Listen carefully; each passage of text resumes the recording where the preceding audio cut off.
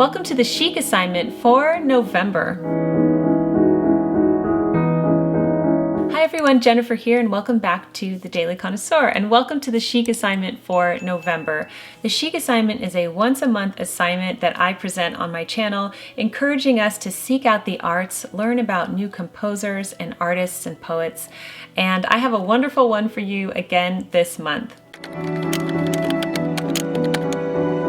Chic Assignment number 1 is to enjoy the music of William Grant Still. William Grant Still was an American composer and conductor. He was the first African-American conductor to conduct a symphony orchestra in the United States. I have a really wonderful performance for you. It hasn't been seen by very many people, but it's from the Cape Cod Chamber Orchestra, and they're performing Still's Serenade for Orchestra. This is a very moving and nuanced and layered piece. And I am not familiar with William Grant Still's compositions, so this is going to be a fun month for me as I listen to Serenade and as I also just learn more about him and his life. So we're going to learn more about William Grant Still in the mid-month check-in.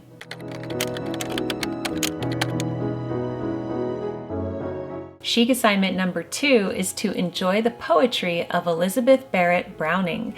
Elizabeth Barrett Browning is one of my favorite poets. I've had this book called A Victorian Posy for decades, and a lot of her poetry is featured in here. At the end of this video, I'm going to read to you a poem of hers, and we're also going to read more of her poetry and learn about her in the mid-month check-in. But Elizabeth Barrett Browning was an English poet of the Victorian era. She was popular in Britain and the United States during her lifetime. She was one of Emily Dickinson's favorite poets, and a framed portrait of Barrett Browning hung in the bedroom of Emily Dickinson. Emily Dickinson described her life as being transfigured by that foreign lady, or Elizabeth Barrett Browning. So I'm excited because this is a mashup of my favorite poets, and I'm really looking forward to learning more about her this month. I'm going to leave a resource down below where you could read her poetry for free online, as well as some books that feature her volumes of poetry. And again, at the end, I'm going to read to you from this book. Chic Assignment number 3 is to explore the art of the seasonal table setting. We are in the month of Thanksgiving here in the United States, and I'm sure most of you are thinking about how you are going to be celebrating this year. So if you are hosting Thanksgiving, it is a wonderful idea, of course, to decorate your table beautifully to celebrate the season. If you're not hosting Thanksgiving, it's still a fun idea throughout the month to do something different with your tablescape. Maybe do a new arrangement, or have candles on the table, or a beautiful table runner or placemats or something of the like. So we're going to focus on seasonal table settings for the month of November. I will leave my fall table setting video down below in case you missed it. It's a wonderful inspiration to decorate your table for the holidays.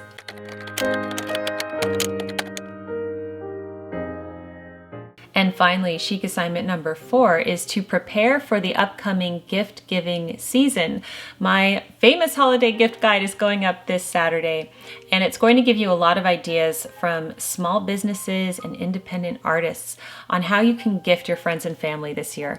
So it's just great to be prepared. Get it all done this month so that you can enjoy the month of December with your family and not worry about presents. Okay, as we close out the video, I'm going to be reading to you A Flower in a Letter by Elizabeth Barrett Browning. And this is from one of my favorite books that I own called A Victorian Posy. Flower in a Letter. My lonely chamber next the sea is full of many flowers set free by summer's earliest duty. Dear friends upon the garden walk might stop amid their fondest talk to pull the least in beauty. 1,000 flowers, each seeming one, that learnt by gazing on the sun, to counterfeit his shining, within whose leaves the holy dew that falls from heaven has won anew a glory in declining. Red roses used to praises long, contented with the poet's song, the nightingales being over, and lilies white prepared to touch, the whitest thought nor soil it much, of dreamer turned to lover. Deep violets you liken to the kindest eyes that look on you, without a thought disloyal, and cactuses a queen might don, if wary of a golden crown, and still appear as royal. Pansies for ladies all, I wis that none who wear such brooches miss a jewel in the mirror, And tulips, children love to stretch their fingers down to fill in each, its beauty's secret nearer. Love's language may be talked with these, to work out choicest sentences. No blossoms can be meeter, and such being used in eastern bowers, young maids may wonder if the flowers or meanings be the sweeter. And that was written by Victorian poet Elizabeth Barrett Browning, our poet in residence of this month. I love it. I love the characteristics of the flowers that she discusses in this poem. And back in the Victorian era, they placed a lot of thought into the symbology of flowers and what each flower meant. And so if you were presented with a flower by a gentleman, you read into what was meant by the giving of that particular flower. And so she references that in this poem.